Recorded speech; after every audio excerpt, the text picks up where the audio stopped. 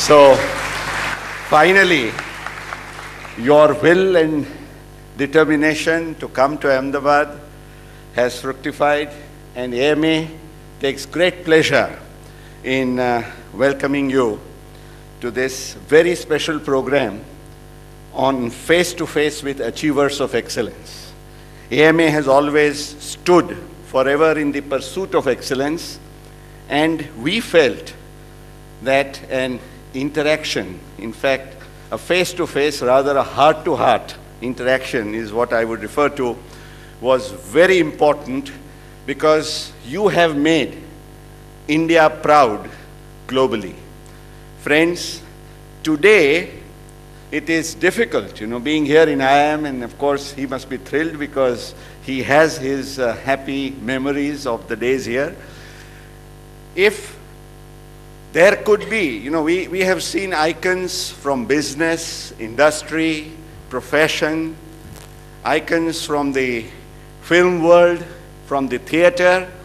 But if there was to be an icon, if there was to be a brand from the world of sports commentators, and more particularly cricket, I think today globally we are proud of one name, and that is this fine achiever who is with us here today. He is undoubtedly India's leading cricket broadcaster and dominant television personality, but we felt we wanted you, sir, to share with our audience here, our members, and particularly the youth at AMA, your vision of how excellence could be achieved. We are also happy that we are having this program under the Rajiv Vastupal AMA Achievers Academy, because this academy also symbolizes this message of achievement. Mr. Rajiv Vastupal, our Vice President who promoted this academy, is himself a great achiever. And as it is said, good, better, best, never let it rest till your good is better and your better is best. Sir, having started at the young age of 19 as an AIR commentator, you have risen to dizzy heights.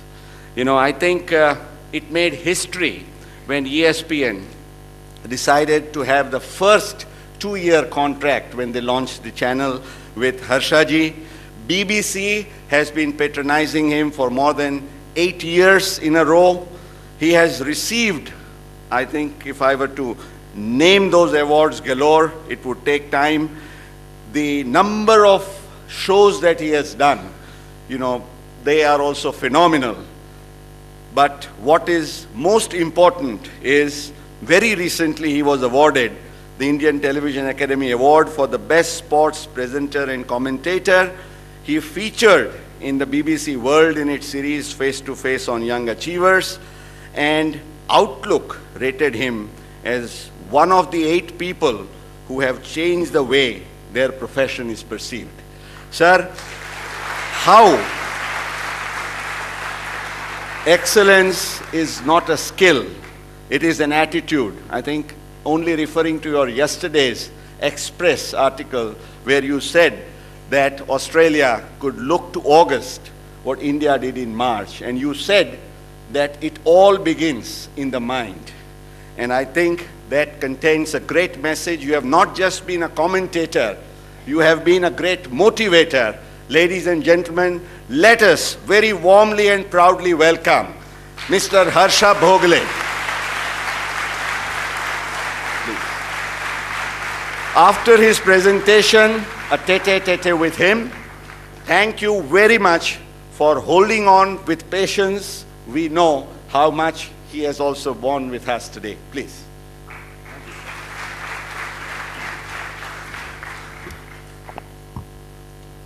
Thank you very much. I'm very sorry everyone had to wait that long. It's very embarrassing for me. I was sitting on a runway thinking, would people wait for me? And secretly I was hoping people wouldn't, because then I wouldn't have to feel embarrassed by it all. But on the way I was told something that very ironically made me feel good. So I now have something in common. I may not quite have the intellectual largesse of Mr. C.K. Prahlad, but I have something else in common with him. We both get late on flights and come to these functions late. So while I may not quite have anything else in common with the great man, at least there's something else. There's just one other thing. I'm a little embarrassed by, I sometimes don't quite know where to look when people stand in front and say nice things about me. Most of those are come out of biodatas, but Mukesh bhai, please, the word sir is something I'm not used to, because I've got professors sitting here in front of me. They were more entitled to that. Mr. Bhogle was always my father. Even now people say Mr. Bhogle and look around to see if my dad's behind me. But I'm always Harsha, so I've always been that. In fact, when I first got my admission letter to this place, because in Gujarat, Harsha doubles up as a girl's name as well, my admission letter actually was addressed to MS Harsha Bhogle.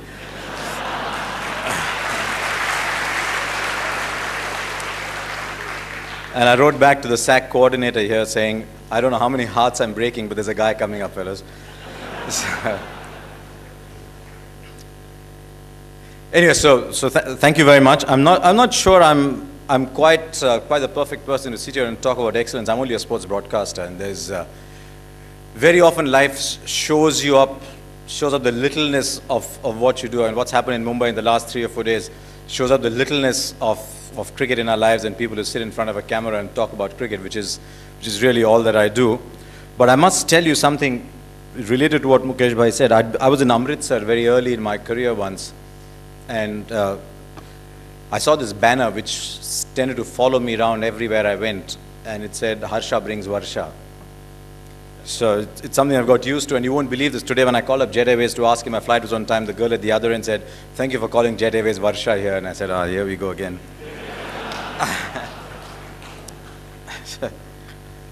I must confess, I'm a little gauche at most times, but I have a feeling of inadequacy while standing. By the way, if you're standing, there's lots of room on the steps. So please feel free. I'll feel more at home if you sit on the steps, because that's what I did quite often.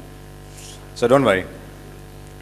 I have a great feeling of inadequacy standing here, because to me, I came to IIM A, and if you'll pardon me just a couple of minutes to talk about IIM Ahmedabad, because that's something that's very, very special to me. And I'll tell you why in just a moment. I was not sure what I was getting into. I came from a very soft engineering course. I didn't know what I was getting into when I came here. And in my first 4 or 5 months, I was filled with awe. Believe me, till I came in here, I thought getting into IIM Ahmedabad would be the biggest thing I ever did in life. In my first 6 months, I realized that getting out was probably going to be bigger than getting in.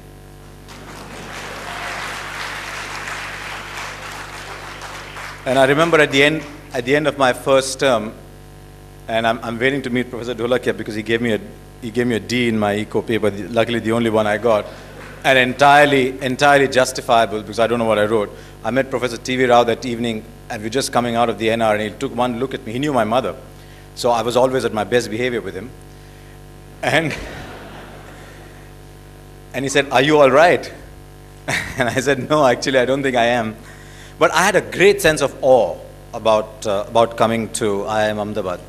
But it did something else to me. As a PGP1, IIM Ahmedabad was terrible. It was terrible for me, not that the institute was terrible, it was terrible for me because I didn't know what to do here. I came here and I thought everybody in the world is better than me at everything in the world. And quietly when I sat down in my room, I realized that was true, which made it even worse. My second year here was still, in all the years of my life, the finest year I've ever had. Because I left this place aware of the fact that for all the inadequacies I perceived in myself, IIM Ahmedabad could accept me for who I was. And that was a huge feeling. Somebody suggested, why doesn't this guy become a combo captain? And I said, wow. And by the time I left, there was a girl who thought I was okay enough to want to spend the rest of her life with me. And till today, my father thinks that's the best thing I did at IIM A. I out of respect,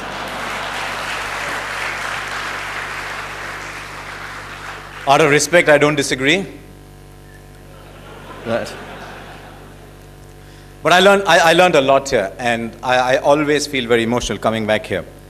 And to do so in an auditorium like this, which didn't even exist then, but in an audience like this, I'm feeling a bit small, so just stay with me for a while. I'll warm up in course of time. I've even done that with Sidhu, so I can do that today.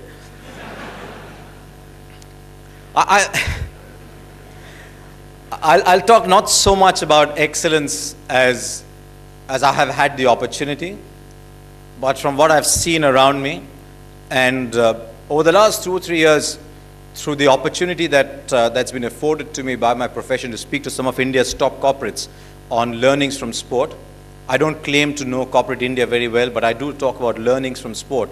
And while talking about learnings from sport, I also follow one of the earliest advice I ever got, which was to keep my mouth shut and my ears open. And you can see how well I followed that.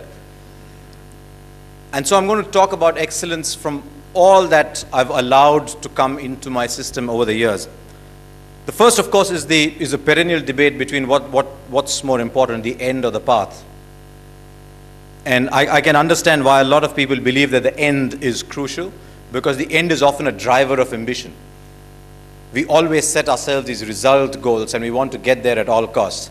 And the end is something that we look up to. It gives us that goal, it gives us the vision. And that end can sometimes be the driver of ambition.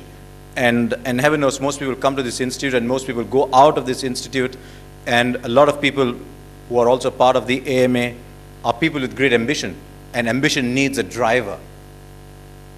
That's what I keep telling my son, though he doesn't believe in it.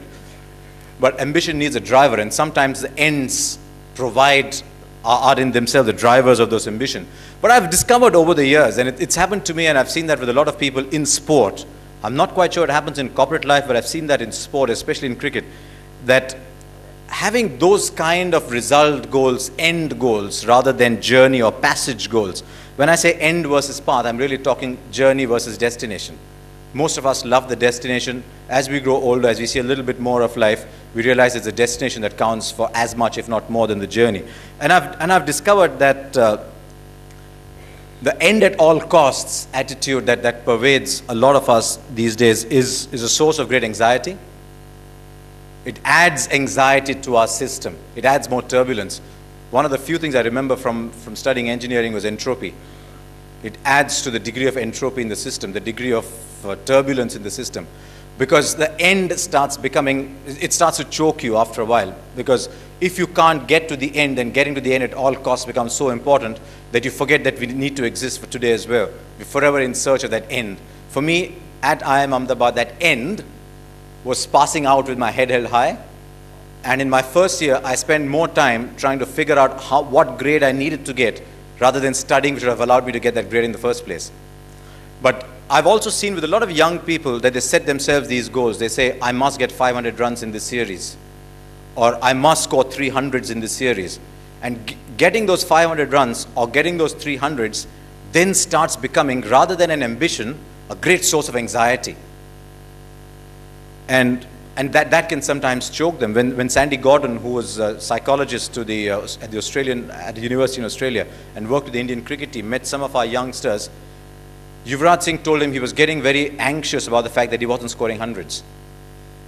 And they worked together to give him a different set of goals. And he said, if you're batting at number 6, why don't you set your goal as being not out at the end of the innings and playing a winning role, rather than choking yourself by scoring hundreds? It does one other thing, and that is it provides, putting the result first, putting the end at all costs attitude, creates a temptation to do whatever it takes to win. And sometimes when we start to walk down that path of taking whatever it takes to win, we don't always check whether the path that we are following is the right one. It's fraught with danger. And too often we tend to go down that path. It's a classic question that presents itself here as well, isn't it? Of all the things, there are many things I admire about IIM Ahmedabad, but the thing that grates the most, not about this institute, but about the public perception of this institute, is what kind of salaries are students getting out of this place? I get the feeling that business schools and business newspapers are all that they care about IIM Ahmedabad is what is the highest starting salary, what is the average starting salary, and on a plot, if you plot a graph, where does 2005 starting salary compare with 2004? And where does it compare with 2003? And thank God, not where it compares with 1985. But we don't come here for a starting salary. That will be putting the end first. People come here to build careers. They don't come here to earn a starting salary. If you come here to earn a starting salary, you've already taken the first wrong foot in life. We come here to build careers. And I know of no human being in this world who's built a great career for himself and has thought, where's my next check coming from? And yet, there are people who go in search of that check, and by 35, 38, they're saying, hang on, did I do right? So next time someone comes from a newspaper and tells you, so what starting salary are you expecting?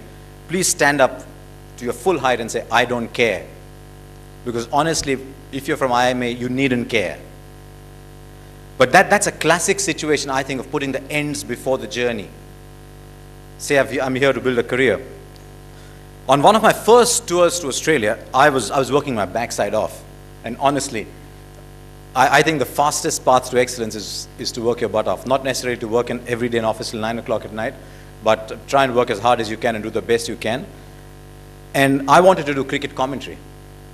And the Australian Broadcasting Corporation would not pay me for it because I was the overseas broadcaster. And the convention is that the overseas broadcaster is paid by his station. My station was All India Radio. They didn't even know I was going. So there was no question of being paid by them. So I used to write 2 newspaper reports a day, one for the afternoon papers, one for the night paper. There used to be video magazines then. You know, you didn't have, it was still 91, 92. I mean, the World Wide Web was 5 years ago. That's how antique we're talking about. And so at the end of every test match, I'd write for a magazine. I'd get that translated into Marathi, write for a Marathi magazine. I'd do all this. But my biggest perk was I would host columns for the 3 cricket captains. And it gave me a great opportunity of meeting twice in every test match, of sitting with Alan Border for 15, 20 minutes. And he said something I tell every young Australian cricketer. He said, I always tell them, take care of the runs and the dollars will take care of themselves. And I think that's something every management student, or indeed every practicing manager, must frame and put up. The path to excellence is through runs, not through dollars. And I've seen too many examples of outrageously talented young Indian cricketers who chase the dollar, or given the way the dollar is going, maybe we should say chase the rupee because it's getting stronger, isn't it? Who chased the rupee and lost the runs. And I think in a sense that to me is what excellence is about. Excellence is chasing your performance goals and letting the result take care of itself. In fact, in Australia, there are a lot of coaches now who are starting to say, make the process of achievement supreme and make the result irrelevant. The Australian cricket coach says that, the Australian swimming coach says that. And the idea being, you perfect the process of performance and don't allow the pressure of the result to choke your performance. And to me, that's a wonderful journey on the path to excellence. Because very often we have no control over what is coming our way. If you're a swimmer in lane 4, if you're an Olympic swimmer, you're on the last 8, right? It's the big day. Maybe there's Ian Thorpe, there's Grant Hackett on one side, there's the Dutch swimmer whose name I can never pronounce on the other side, and there's Michael Phelps on the other side. I'm making an admission here because every kid in my school quiz knows the name front and back and knows the coach and the coach's wife and the aunt as well. Now there's a swimmer in lane 4. The swimmer has got absolutely no control over what the swimmer in lane 5 is going to do. No control over what the swimmer in lane 1 is going to do. All he has control over is what he is going to do. If he keeps worrying about what the swimmer in the next lane is doing, then he is preventing himself from performing as well as he can.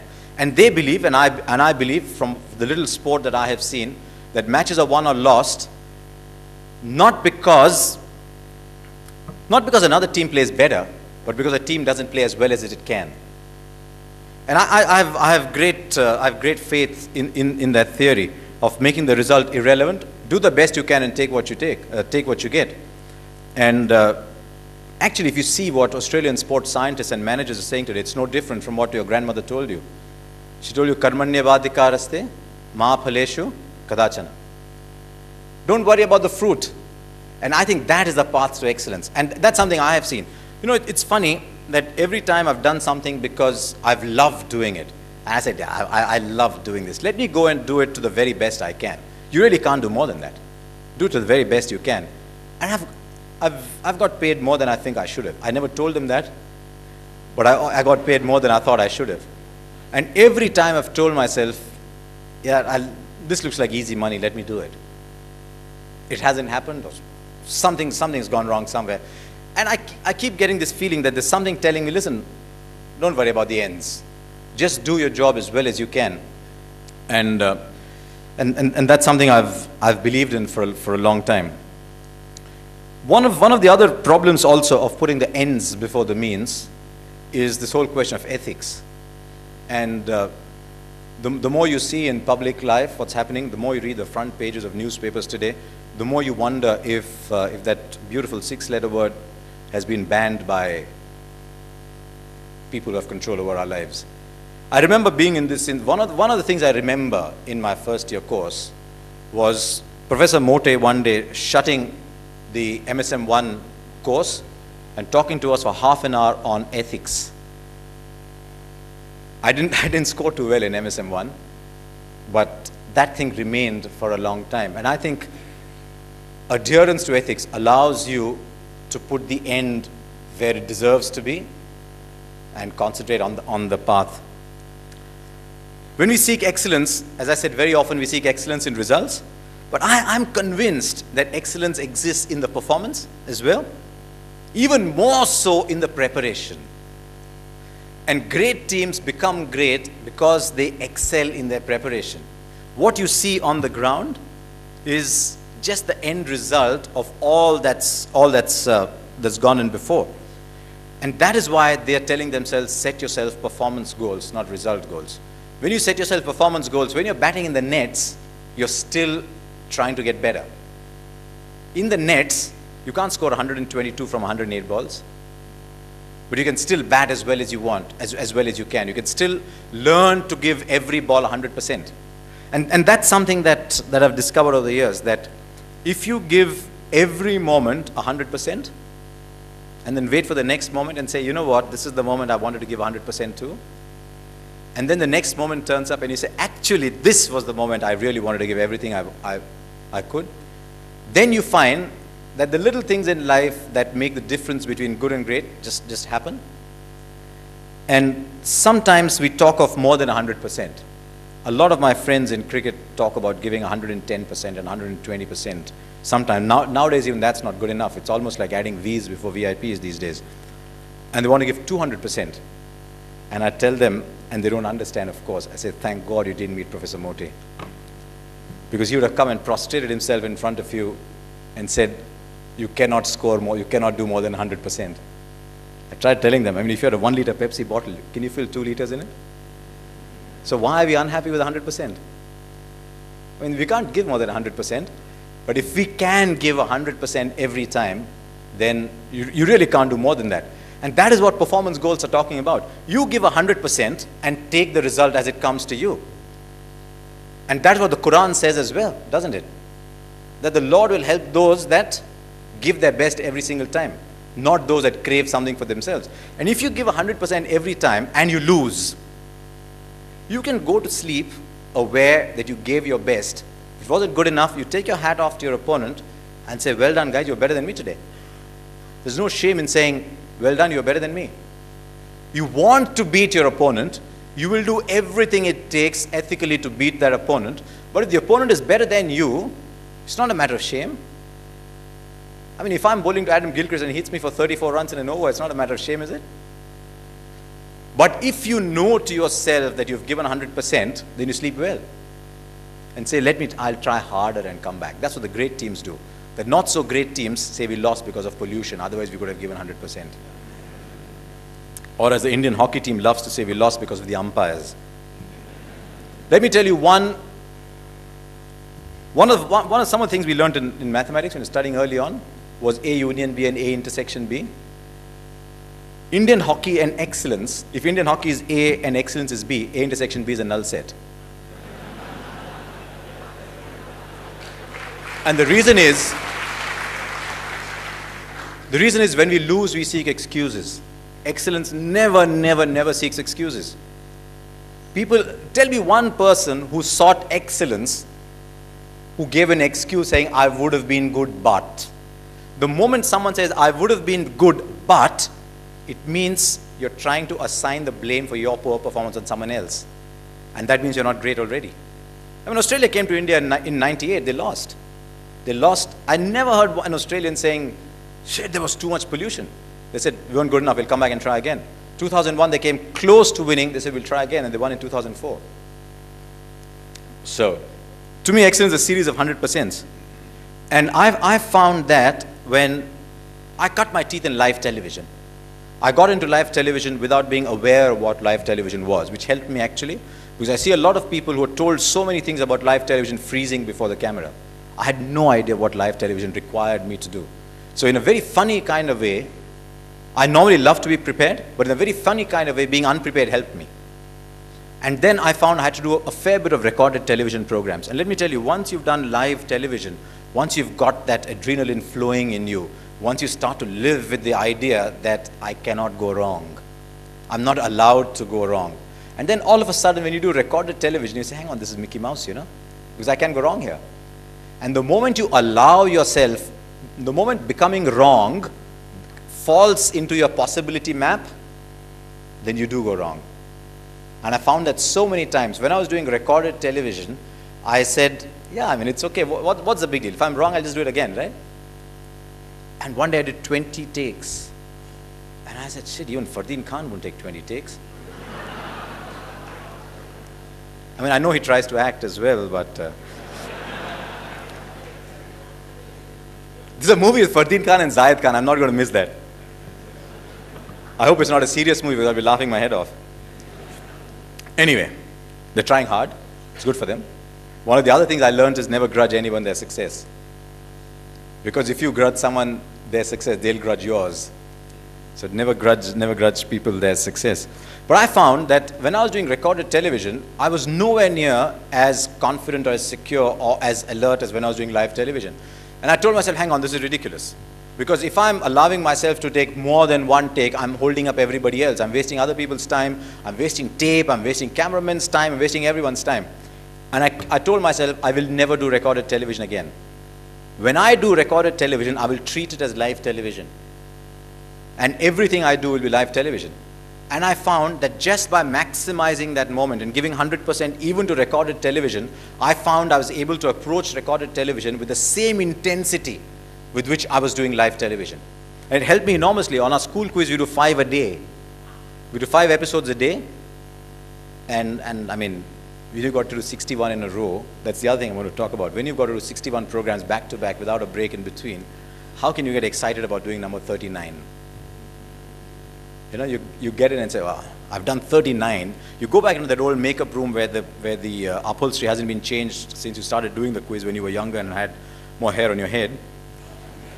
And you say, I've done 39. And you look up and say, 22 more. And you say, no, 40th was the only one I ever wanted to do. And then you're able to give 100% to that one. And then, don't worry, it's okay. You know, if you've been in cricket and cell phones have had a very deep relationship over the years. So don't worry. It's all right. Don't worry.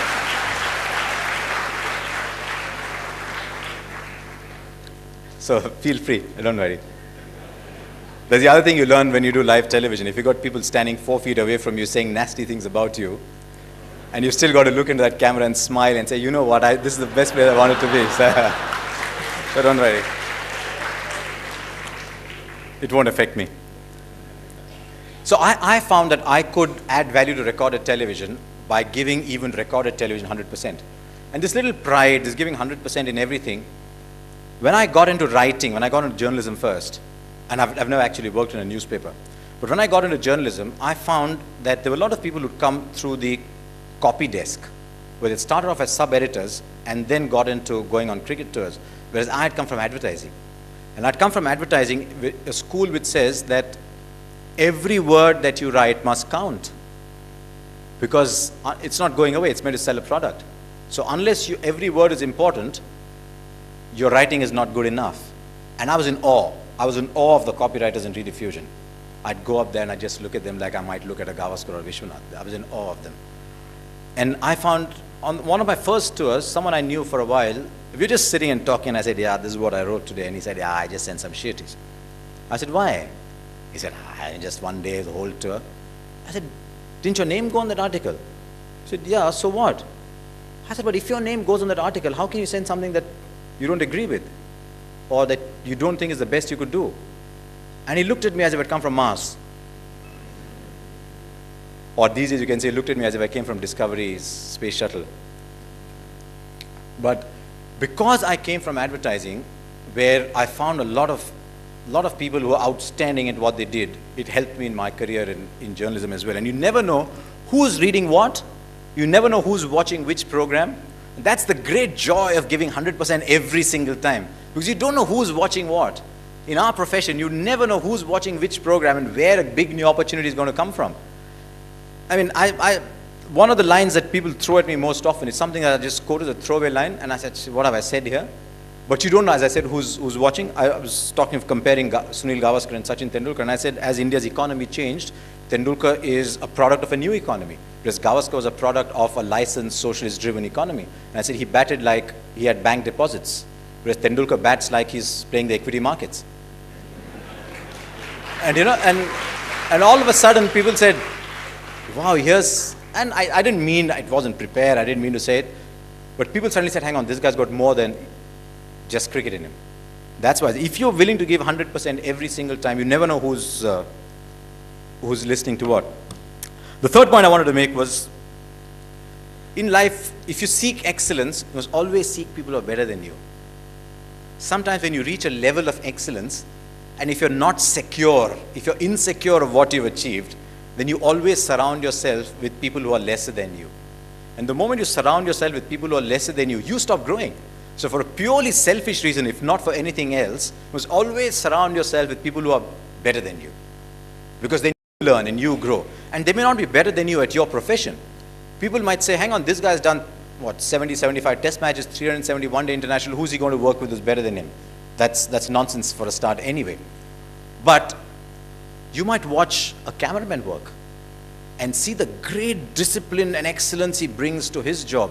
And you say, wow, man, can I be in my profession what this cameraman is to his profession? And believe me, when I started out in this whole television profession, I had no heroes. I had no heroes and I had no one to look up to.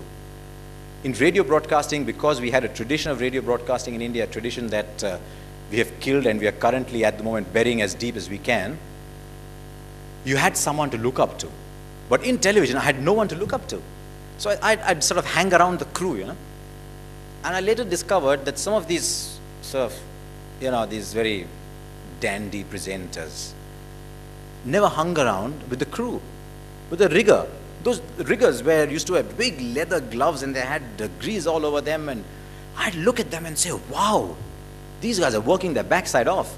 And we had a mid-wicket cameraman called Johnny de Villiers from South Africa. In those days, we only had one mid-wicket camera. We still do, even now. There's only one mid-wicket camera. He had to, while the ball was being bowled, had to check the no ball. Because the no ball is best viewed from mid-wicket camera. This was before the cameras were locked off. Before you had the 4 locked off cameras to check that. As soon as the ball was bowled, and can you imagine how quick it is when a fast bowler is bowling? On television, you have no idea of speed. Whether it's Formula 1 or a fast bowler, you get no idea of speed on television. He's got to check the no ball, and then straight away he's got to move to the batting crease. Luckily, you don't get stumpings with people who are bowling with no balls, but assume a spinner's bowling. He's got a little bit more time, but he's got to go from the no ball straight to the crease to check if there's a stumping. If a ball's been hit, he's got to follow the ball, and then promptly come back to see if there's a chance of a run out. And sometimes, and this actually happened once, where someone threw the ball to the striker's end, and there's a run out chance there, and the wicketkeeper promptly realized there's a run out chance at the non-striker's end. Now, this guy's the only one. So he's gone there for the run out. He's quickly realized that the run out is there. He's quickly gone there so that he can check if he can get the run out there. And I just looked at that thing and said, shit, this man's a genius. And I asked him afterwards, and he said, you know what? He said, I've never missed a stumping in my life. I said, to me, that is excellence. These were my heroes. Because I didn't have broadcasting heroes to look up to, my heroes were technicians. My heroes were the replay editors. I remember long before television moved entirely to discs. Today there are no tapes. Today in the entire edit suite or in the entire engineering section, There are no tapes at all. Everything works on discs now. And long before that, you had tapes. And everything had to be logged.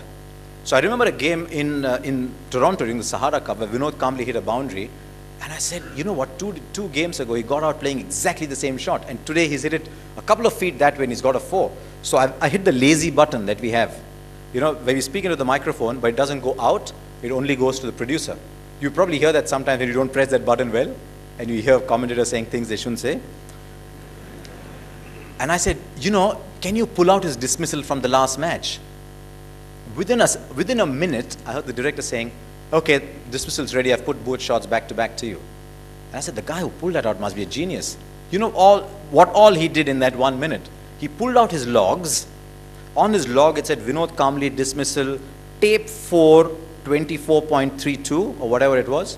Pulled out tape 4, put the tape 4 in the machine, queued it up, set it up on one machine, took the replay of this shot, set it up on another machine for him to play back to back because I asked for it. I said, these are champions, and my heroes were all technicians. And that is where this great desire for excellence came in. And I thought to myself, I must be as good in my profession as these people are in theirs. And sometimes when we start to reach a certain level, we surround ourselves with smaller people, or we start hating criticism. I don't know if you've seen that happening to a lot of people. Once you've reached a certain level, you don't like criticism. And, I mean, what is the worst thing that will happen if people criticize you? They say you did something wrong. If you do something wrong, you should be game enough to say, sorry, I did it wrong, before someone else says it was wrong. And it's always very important on the path to excellence to have people around you who will tell you whether you're doing right or wrong. And in show business, that is the toughest thing of all. I don't know if some of you picked up something that Simone Vaughan said recently. She said, my husband Shane lives in a rarefied bubble. He said he has no idea what is right and wrong because he lives in a rarefied bubble. There's nobody in Shane Vaughan's life to tell him, listen buddy, what you're doing is wrong. On the path to excellence, you'll find that there's a lot of people who want to say nice things about you. And in course of time, you'll start to build a highway between your ears and let people you don't know just come and say, wow, you're very good. Smile and let that go away. You tend to remember when people say, you know what? Just watch out, you're stumbling a little bit. Well, I told Rahul Dravid once many, many years ago when he was a young man, and he told me the only two people interested in me getting married, my grandmother and you. Little did he know that I wanted that whole waiting, that queue around him to get released. Because every woman I met said, you know Rahul Dravid? And very innocently I said, you could know me as well, you know. Yeah. My wife was supposed to come with me and pulled out this afternoon because the flight was late. I said, never marry a fan. I said, I can't advise you anything about the way you bat. But for heaven's sake, don't ever marry a fan. Marry a girl who will tell you, listen, you're doing something wrong. Because only then will your marriage survive. You marry a girl who's telling you, listen, you're great, and you know, Rahul Dravid. You know, you can't marry someone who's marrying 22 hundreds. Or in Tendulkar's case, someone who's marrying 70 hundreds. So, he told me one day, he said, I remembered that when I was getting married. I said, I hope you remembered a few other things as well. but I think it's very important in life never to marry a fan. Because arrogance often comes in the way of excellence. It's one of the biggest stumbling blocks on the path to excellence. And I know a thing or two about that because I've been the greatest beneficiary of the arrogance of Indian cricket. Because the one question that has prevented Indian cricket and Indian cricketers from growing into human beings and therefore into better cricketers is how much cricket have you played? So everybody, even if whether you're a surgeon or a lawyer, you're always judged by that on the scales. It says, how much cricket have you played? And earlier it used to bother me a great deal. And after a while I said, hang on, anybody who says, how much cricket have you played, believes that that is the only thing that counts in the world.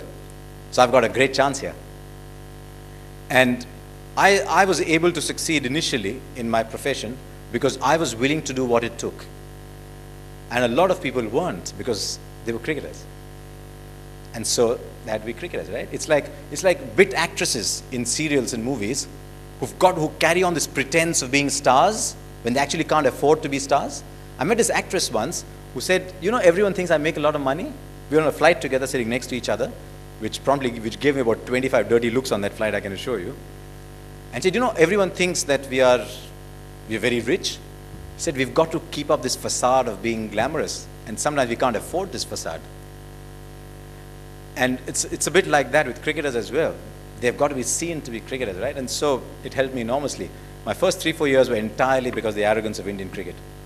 And so I keep hoping that Indian cricket stays arrogant because it allows me to do well. But it's come in the way. A lot of our young Indian cricketers cannot think beyond cricket. And if they thought beyond cricket, they would get into the beautiful world. Expecting them to get into the world of a Narayan Murthy or an Azim Premji would be beyond them, to be honest. But they need to allow themselves to get into the world of Pete Sampras, of Lance Armstrong, of Tiger Woods, of Michael Jordan. But to them, cricket is the only thing that matters, and I think that prevents people from growing. And that's why CLR James said, what do they know of cricket who only cricket? And maybe a lot of you PGB2s, what do you know of management who only management know? A couple of other things that helped me. I don't know if that's relevant on the paths to excellence, but a couple of things that helped me, and I mentioned that on that program that you talked about, which Karan Thapar did, called Face to Face with Young Achievers. You know the word I loved most in that? Not face, not achievers, but young. Yeah? You crave what you lose, always. So I crave the words young and hair. But I told him that one of the things that worked for me was I was willing to be a non-striker. I was quite happy to be a non-striker. I played in a university team where I was nowhere near being the best player. But I wanted to be very good at something, and I knew I could not be very good. I could not be the best in batting. I knew I could not be the best in bowling too. I did enough of both to be in the side. But I loved fielding from the bottom of my heart. You know, I'd get up in the morning, and the sound I would imagine was not the ball coming off the middle of the bat. It makes a beautiful sound. It makes chick. Have you heard that sound? Not talk. When it goes talk, it means either you've got a bad bat or you can't bat. When it goes chick, it's a beautiful sound. But the sound I loved more than anything else was the ball hitting my palm. You know, when the ball hits the palm, it's exactly where it should when you're taking a difficult catch. And I'd imagine that sound. And I found that because I was the best fielder in the team, I became friends with everybody. Because when a bowler bowls a bad ball, when he bowls short outside the off stump, he closes his eyes and in his mind, he sees 4 runs going against his name in the scorebook. And if you can dive to your left and cut it off and keep it down to 1, you get the biggest grin on his face. Because you've saved him 3 runs. It doesn't count in yours. You don't go in the scorebook for that. He goes in the scorebook as 3 runs short. Or if you take a great catch, you take a brilliant catch, in the bowling analysis, it goes in the bowler's name. So by being very, very good at fielding, I was actually becoming the best friend of the bowler, and I was making myself invaluable to the team. And I found that when I batted, if I could get off the strike as quickly and as consistently as possible, I was actually doing a very good job for my team. Because I was building a partnership. And partnerships are the lifeblood of every innings. And I grew in course of time to bat at number 6. But when I started off, I'm batting 8 or 9. And at 8 or 9, and you're batting with number 5, everyone's sitting in the pavilion, they want number 5 to bat. And the moment number 8 takes a single and gets off the strike, they say, good, because now number 5 can bat. And I was part of a lot of partnerships, a lot of big partnerships where I didn't score much. But it added to my value to the side. And I was quite happy being non-striker. And then when I got into the commentary box, initially I tried to compete. It was the biggest mistake I made. I tried to compete because around me, everybody was asking me, how much cricket have you played? Everybody. It was like there were ghosts around every corner. I've written another 700 pages of Harry Potter on that. How much cricket have you played? And I said, I'll show them I understand cricket. And in the course of time, I said, no, I don't need to. And I discovered that if I could play non-striker in the commentary box, where I say, my job is in making Sunil Gavaskar look better. Can I make Jeff Boycott look better? Can I make Ravi Shastri look better? Then they will want to work with me, not with someone who's competing with them. And in trying to make them look better, I actually look better myself. And I found that the moment I started playing non-strike, I dropped my ego. Incidentally, let me tell you, in the world of excellence, if you have ego and anger on your side, you don't need an opponent. Because we've done 90% of the job towards ruining yourself anyway. And I said, I don't have an ego. What the hell? I've got the greatest job in the world. So I'll make them look good. And I found in making them look good, there was this sort of mid-50s lady I met in the Taj Bengal one day, lovely silvery hair. And she came and said, you know, Mr. Bhogle, you always ask the questions that we want to ask. And I said, I think I'm doing the right thing. Because in the rarefied world of 20 centuries and 25 centuries, the common man gets left out. Sometimes the common man that allows cricket to work. So as an anchor, I said, can I, on my programs, make my guest feel as comfortable as possible? Because if my guest is comfortable, my guest will be relaxed. If my guest is relaxed, my guest will perform very well on the program. If my guest performs very well on the program, then my program looks good. If my guest is insecure because he's scared that I'm going to scream at him, then I'm not going to produce a good program. So sometimes by subjugating the self, and that's what a lot of cricket coaches and swimming coaches are saying, subjugate the self to achieve excellence. I don't know if that will work for someone who's head of sales or someone who's a medical rep, because that, I think, is one of the most difficult jobs in the world. I mean, we all make fun of medical reps, right? It's the most difficult job in the world. But I thought by subjugating the self, it actually worked for me. I didn't start off saying, I will subjugate the self, because that looks like it comes out of PGB2 class. But it worked for me, and maybe it'll work for you someday. A lot of us place a lot of emphasis on talent, don't we? I mean, we look at someone who's talented and say, wow, right? Talent does that to people. It dazzles, you know. Talent dazzles, and you look at talent and say, wow, I wish I could be like that. And yet you find that excellence is not about talent alone. In fact, a major part of excellence has nothing to do with talent.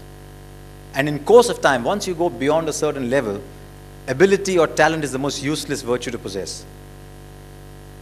It's what you do with that talent that matters. And that's why he used a word, Mukesh used a word that I love, attitude. Beyond a point, it is attitude that counts for far more than talent. Because talent breeds an ego. And talent never solves problems beyond a point. And I was fascinated by something that Sandy Gordon said when we were doing a program together. Because I had seen a lot of young cricketers, extremely talented, who the moment they faced a roadblock did not know what to do. Because they had never had to struggle to succeed. They always used their talent to succeed. I mean, Vinod Kambli is an example of that. The moment Courtney Walsh bounced him in Bombay, he was 22 years old. Was he? Yeah, he was 22 years old then. In 1994, he was 22 years old. Didn't know what to do, did not play a test match after that. His last test match was when he was 22 years old. Just did not know how to play the bouncing ball because talent had solved everything for him before. In the Australian Army, when they are, and this is something that doesn't come from sport, but it's something a sports scientist told me, that when they're building an elite core team, they look at your career record, your track record, and if you've never failed, they don't pick you. They don't pick you because they say, if this man experiences failure, will he know what to do? They pick people who failed and bounced back. And that is where your attitude comes through. And, I mean, let's look at excellence. What is excellence about? It's about being in the top 10% in your profession. I mean, I know I'm talking to people who want to be in the top 1%, but there are a lot of ordinary people around us around. So let's say top 10%. Is talent important when you get to be in the top 10%? I mean, everybody in the top 10% will have the same talent, right? So what's your USP? It's what you do with the talent that counts. And unfortunately in our sport, and I think in India as a nation, we're dazzled by talent a great deal. I found that beyond a certain time in sport, as indeed in broadcasting, that your work ethic and your attitude counts from far more than talent. I mean, Tendulkar is a prime example. The moment you say Tendulkar, if I asked you to, if you had one of those things that talk show hosts do, I'll give you a word and you give me a connecting word in one word. You say Tendulkar, people say talent, right? He played 55 games as a 14-year-old without a break. 55 days. He'd practice for 2 hours, play a game, practice 2 hours, fall asleep on the dining table. And do that 55 days in a row. That's attitude. You know, we think, and this is something we talk about in our corporate lectures as well, where we advise against talent. When Tendulkar was born, it wasn't that this nurse picked him up and said, "Here, Mrs. Tendulkar, here's 70 hundreds for you." Yeah? It isn't Tendulkar's talent that's produced 70 hundreds. It's his work ethic, it's his attitude, and more than anything else, when he reaches the top, it's his passion to perform. And that counts for far more. The attitude and the passion counts for far, far, far, far more than ability. Ability opens the first door. It might open the second door. It's not going to open the last door for you. Because the guy who's bowling the ball at you has got equal ability as you. He's not going to run up to bowl and say, "Oh, sorry, you're a genius. Sorry, I'll give you a simple ball." Which is what India's bowlers did in 1948 when they went to Australia. They were so much in awe that they said, "We are going to bowl to Bradman." It was understandable in those days. India was a different country. But they were in awe of bowling to Bradman. How were they ever going to get him out? And they didn't. And Bradman enjoyed himself. If you look at Bradman's record, actually, Bradman only ever played in 2 countries. And when Bradman playing at home in home conditions against a half-strength Indian team, see, he must have had a party for them every evening. It's also excellence, I think it's also about learning from mistakes. You know, there'll be a lot of people in this room, and I'm sure there'll be a lot of people in your learning academy as well, who are so driven that they think a mistake is a crime and that a mistake is a matter of shame. Let's be honest to ourselves, guys and girls, sorry. You know, we guys are very limited in our view of the world. We're a bit like George Bush, but I can't say that openly. We keep saying guys all the time, and if you worked in sport all your life, then you sort of tend to go into the guy thing a little too much, which is sad for everybody. Deep down inside, you ask yourself, when you make a mistake, what's your first reaction? I hope nobody ever looks at me again, right? I'm going to tell you that mistakes can be your best friend. Because the more mistakes you make, the more you know what not to do. And excellence is as much about knowing what to do as knowing what not to do. And if you can be outstanding at knowing what not to do, then the road to what to do opens up before you, doesn't it? I tried telling that to one of my friends who was on the same dorm as me, and we stayed in touch afterwards. He was one of these IT freaks. And I was telling this, I said, this is my attitude about mistakes. I said, the more mistakes you make, the more you know what not to do. And he promptly extended the limits to infinity, as you tend to do, and said, therefore, the most successful guy is the one who only makes mistakes. Right? That would be a mathematical conclusion to it, wouldn't it? Every time I make a mistake, I learn. The more mistakes I make, the more I learn. If I only make mistakes, I only learn. Right? It doesn't quite work like that. But I've yet to meet a situation in life where you're not allowed to make a mistake. Everybody's allowed to make a mistake. It's the second or the third mistake that you're not allowed to make. You make the same mistake twice, thrice, then you lose respect. It's, you know, when bowlers are planning how to get batsmen out, they look for weaklings and say, you know, this guy gets out here all the time. It's because you get out there all the time that they're able to make a plan against you. But if you make a mistake and say, I will not make that mistake again because I know this is where I can go wrong, then you're starting to do very well. And I found it helped me enormously. I made a million mistakes. Honestly, I've made the most embarrassing mistakes on television. On live television, I've made some absolute bloomers. But I said, I won't make them again. Because every time I got to that situation, I said, hang on, buddy, last time you were there, you did that wrong. So it's almost as if little alarm bells go off in your mind. Every time you sit in front of a live camera and you're heading down a path, very often that path is with 40 seconds to go before ending a program asking Sidhu a question. You know you've made a mistake straight away. Because it won't end in 40 seconds. But I can say that because he's my dearest friend of the current ESPN star team. So when you've got a very dear friend, you can get away with murder. Oh, by the way, the other thing I discovered with my growing up children was if you say you can get away with murder, they thought I was talking about Malika Sherawat. It's amazing how. I said, Papa? I said, no, I was talking of the more traditional meaning. And the reason I remembered this was because I saw my next point here, which said excellence is about desire.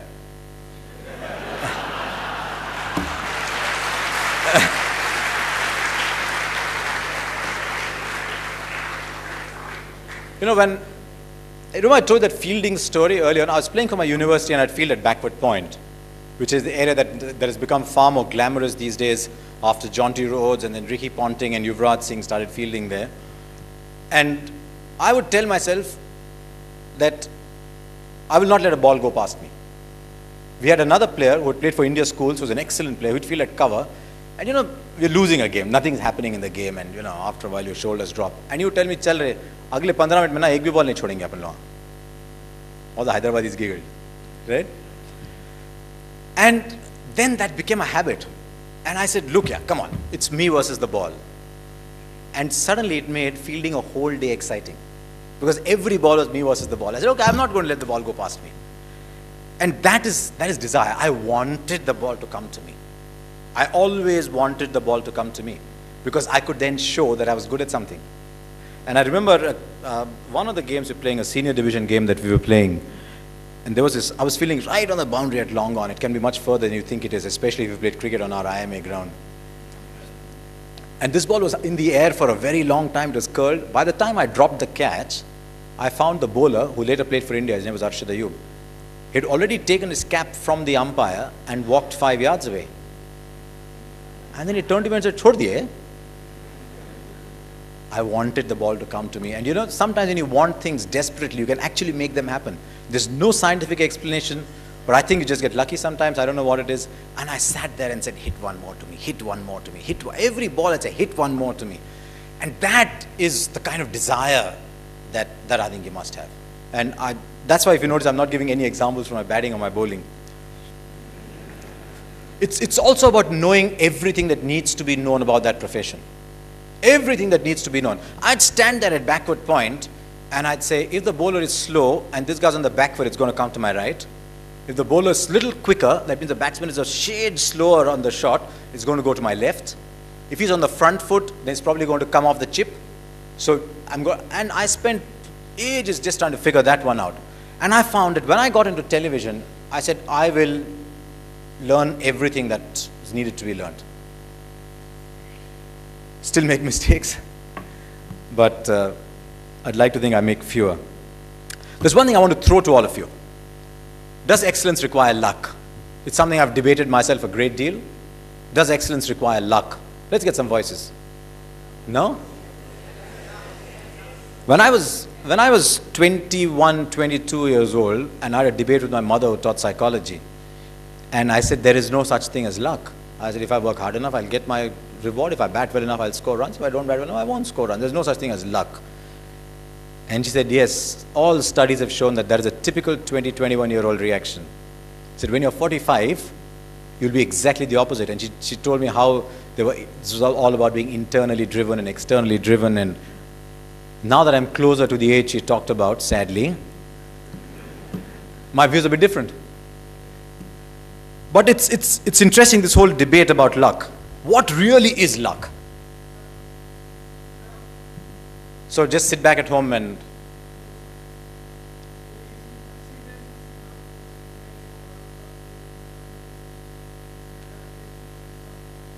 my feeling is that luck is a combination of preparation and recognition. Sorry? It's preparation and recognition. Are you willing to slog your backside off when no one is watching? If you're going to slog your backside off when no one is watching, when that opportunity comes, you're ready for it?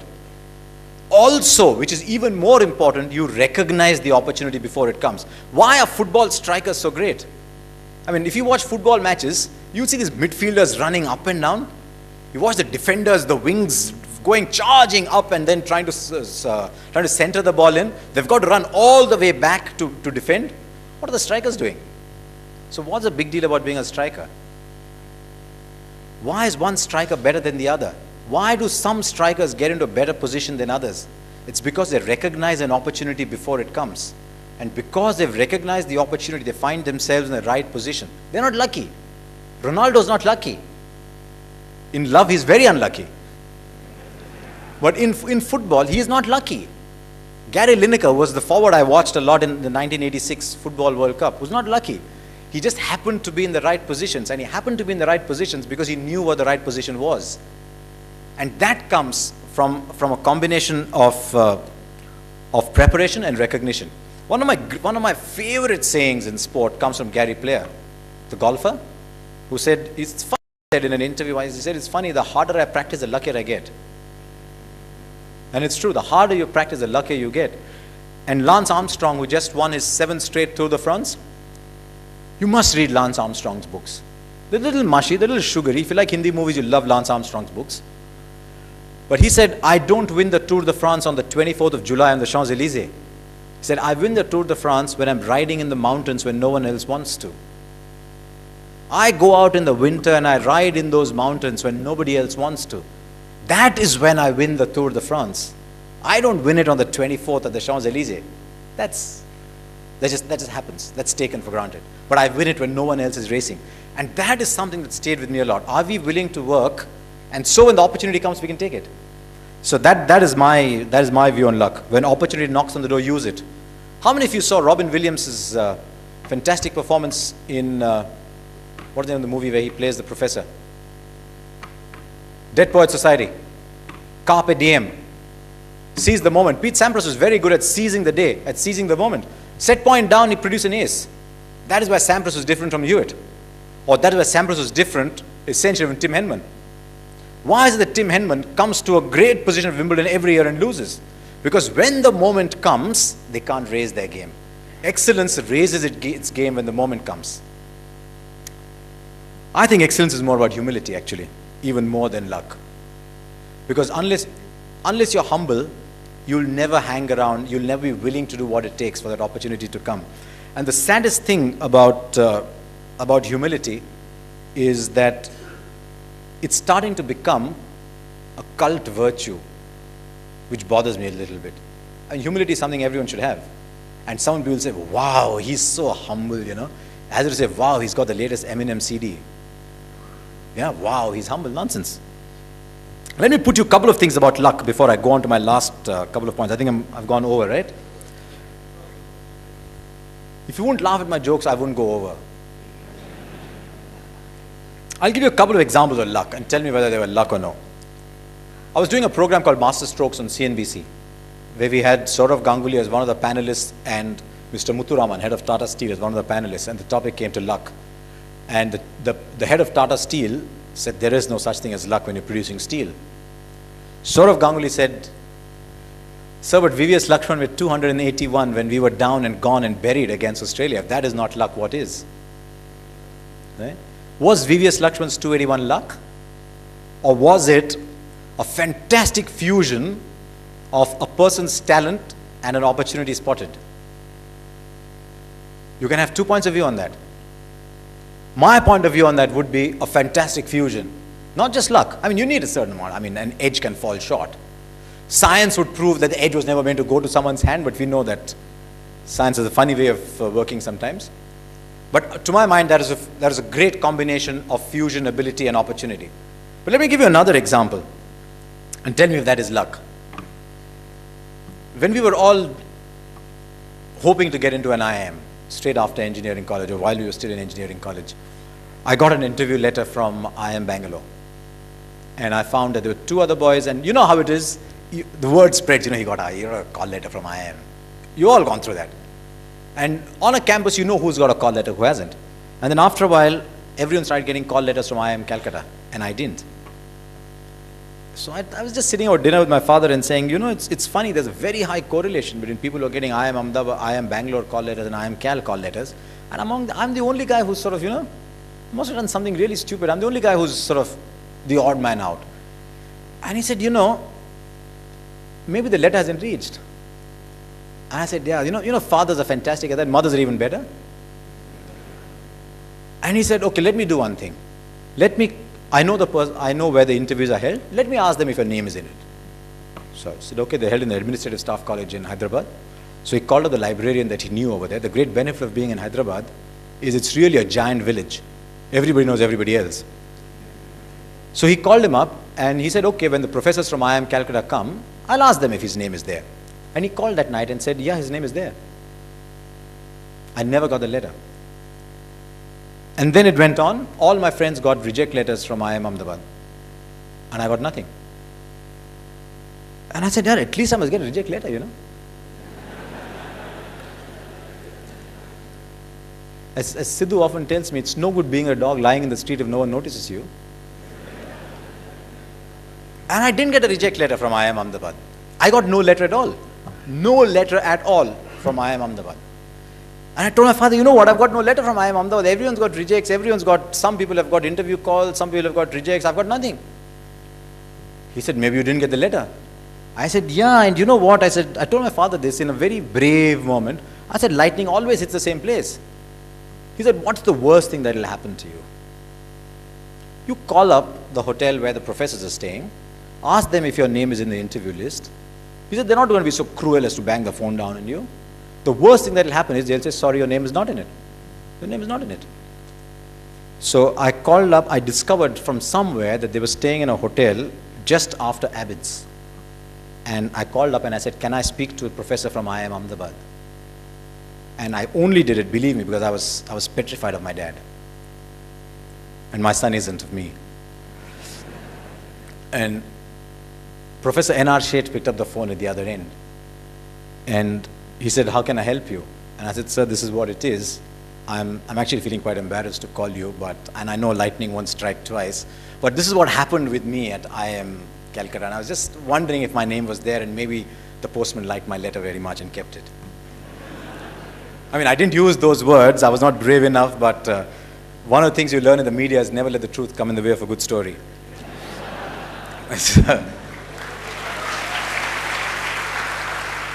But I spoke along those lines, and he said, okay. He said, I can't open the list because it's sealed. It can only be opened in the presence of all the other professors. But he said, tell me what you do. What are you doing? I said, I'm doing a final year of engineering, so I'm going through my final exams, and you know, my mind is more on this than on my exam, whatever. And he said, when are your exams on? And I said, day after, and whatever. He called me that night. He took down my telephone number and he called me that night and he said, your name is in the interview list. And he said, but you told me your interview is scheduled for day after tomorrow, but you told me you had an exam day after tomorrow, so I've rescheduled it for tomorrow. Is that luck? Or did I make my luck by calling? If I had sat back, I would not have known. So think about that. Was that luck? Or did I make my luck? Like hell, it was luck, man. I don't know. And you know what? I thought I might have written the entrance test all right. Anyway, so I just thought I'd leave two stories with you because I have this habit of leaving people with thoughts. I don't like speaking in front of people where people are listening quietly to everything I say and assuming it to be right. I'd love people to challenge thoughts when I'm speaking. Because I'm not an oracle and none of us are. I mean, when someone teaches you Boyle's law, you sit and listen, right? Because Boyle's law doesn't change. You can't challenge Boyle's law. You can't say PV is not constant. Because it is. Yeah, it is. Yeah, what the hell? There's nothing you can do about it. It is. So you listen to your physics teacher. Or as in my case, a chemistry teacher, because I somehow found that Boyle's law seemed a little more palatable when my chemistry teacher was explaining than my physics teacher was doing it. Okay, I'll leave you with 3 or 4 thoughts, and then we'll decide how to take it from there. To me, excellence is also about having the confidence to share knowledge. If you've achieved a certain level and you don't want to share your knowledge with people, then it's a pretty pathetic level of excellence to achieve. But you'll find the really great people are willing to share their knowledge. Little leg spinner goes up to Shane Warne, and Shane Warne will teach him how to bowl the slider. He's not insecure that one day this guy will come and become better than me. One of the people I admire the most, he's a bit of an oddball, but he makes great advertising films. His name is Prahlad Kakkad. He makes great, very, very nice advertising films. His office is open to anybody who wants to come and learn ad filmmaking. And most people who are very successful in ad filmmaking today have learned from him and gone to set up their own ad film units. And I told him once, I said, doesn't it bother you that, I mean, you teach people and they go and make films and they might make the films that would have come to you? And he just smiled, he just laughed at me. And I said, what a great attitude. I'll train people, I don't care if they're going to take my films. He's not insecure. And I think excellence is not insecure. If you're willing to share your craft with people, because when knowledge comes, it doesn't come in a sealed envelope. That comes only to you, as singing talent does. And my name was never on that address. The other thing about excellence is, some of us never know how good we are. Some of us think we're better than we are, a lot of us. And some of us have no idea how good we can be.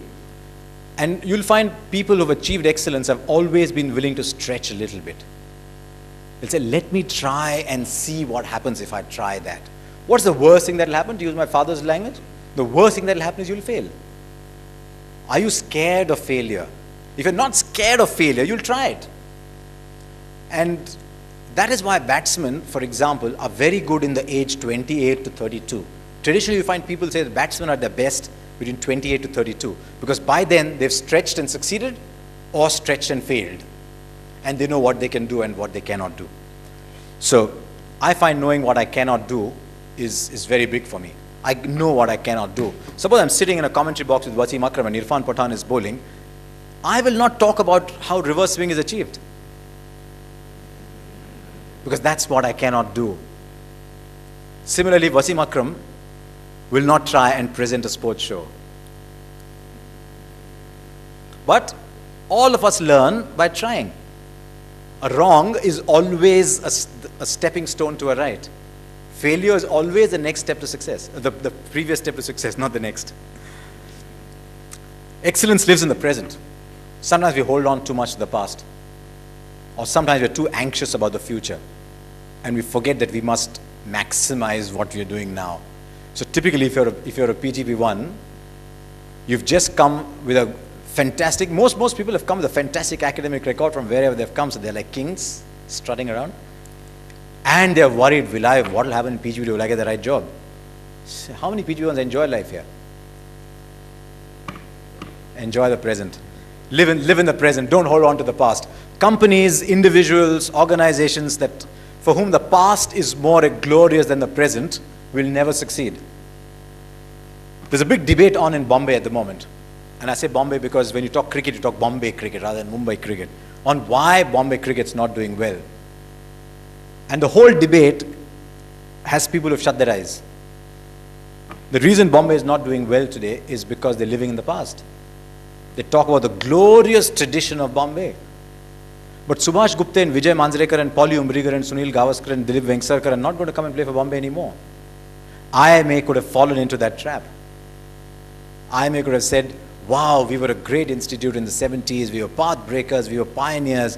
Why is IIM still the #1 institute? Because IIM doesn't live in the past. Excellence doesn't live in the past. Excellence lives in the present, always. You cannot say, I did some fantastic programs 5 years ago, so I'm going to live off that. And I got this lesson delivered to me on my first few months of working in rediffusion. We had one of our top managers was a big name in advertising, and there was a research manager, also pretty famous. And as part of our orientation, we all had to make presentations on the brands we were handling. So I was given Palmolive Shave Cream, and I had to present the Palmolive Shave Cream campaign to rediffusion, as if I was presenting it to a client. And they taped that presentation and tell me whether I was doing it right or wrong. And that night, everybody was at the bar. I love going to the bar, by the way. If you don't drink, it's the best place in the world to go to. It's an awesome place, because everybody else, if everyone else drinks, then you must definitely go to the bar if you don't drink. Because you hear great stories in the bar when you are sober and the others are drunk. And both these senior managers were drunk, or as they say, delightfully high. You know? And one of them said, why didn't you make a presentation today to these young kids?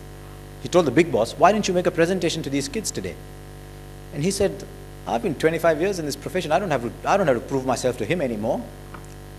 And he said, don't you think instead of learning of your legend, he learned of your performance?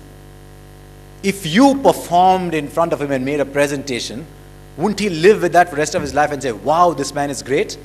Rather than saying, 20 people say this man is great, so he must be great. And I said, yeah, what a good thought. Yeah. Put it at the back of my mind. I told myself, next time you go to the bar, don't drink and listen. And, just as a last story, it helped me a great deal when we were in the Sahara Cup once in 1996 in Toronto, the first Sahara Cup. It came soon after India had beaten Pakistan in that great World Cup game in Bangalore. And Pakistan got, sadly for them, a very, very bad reception when they went back. And we were in Toronto. The series was level 2-2. So we had to play the final on a Sunday. Some people said the series was meant to be 2-2, but in my innocence, I chose to disregard that. And it rained on the Sunday, so nothing for people to do, right? So everyone ventured towards the bar. The Indians went there because they thought they might see someone interesting. The Pakistan players went there because in their own country they can't go to a bar openly. It's fair call. So they were there, and here I was with my orange juice. And they all got chatting until suddenly one of the Pakistan players, the insecurity that comes out sometimes, and this has nothing to do with excellence, it's just a story I want to end with. He said, यार ये ऐसे नहीं हो सकता कि ये series 2-2 पे खत्म हो जाए, ना आपके घर में पत्थर पड़ेंगे ना हमारे.